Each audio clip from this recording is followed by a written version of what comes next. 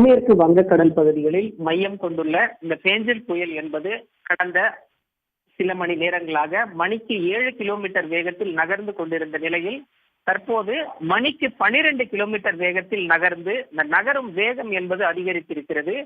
சென்னையிலிருந்து 140 கிலோமீட்டர் தென்கிழக்கில் இந்த புயலானது மையம் கொண்டிருக்கிறது.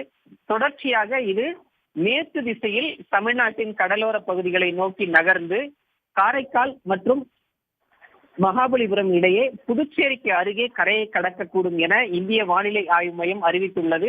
முன்னதாக பிற்பகல் வாக்கில் இந்த புயலானது கரையை கடக்கக்கூடும் என அறிவிக்கப்பட்டிருந்த நிலையில் தற்போது இந்த புயல் கரையை கடக்கும் நேரத்தில் சற்று தாமதம் இருப்பதாகவும் மாலை அல்லது இரவு நேரத்தில் கரையை கடக்கக்கூடும் என தெரிவித்திருக்கிறது.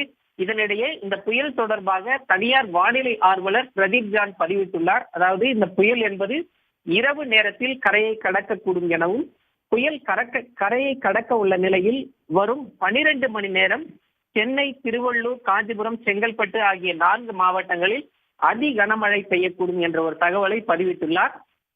புயல் கரையை கடக்கும் நேரம் அதிகரிக்க இந்த மழையின் தாக்கம் தீவிரம் மேலும் அதிகரிக்கும் எனவும் சென்னை, திருவள்ளூர், காஞ்சிபுரம், செங்கல்பட்டு ஆகிய 4 மாவட்டங்களில் அதி கனமழைக்கான வாய்ப்பு இருப்பதாகவும் தெரிவித்துள்ளார். தொடர்ச்சியாக காற்றின் வேகமும் 50 முதல் 70 கிலோமீட்டர் வேகத்தில் அதிகரிக்கக்கூடும் என்ற ஒரு தகவலையும் தனியார் வானிலை ஆர்வலர் பிரதீப் ஜான் பதிவிட்டுள்ளார்.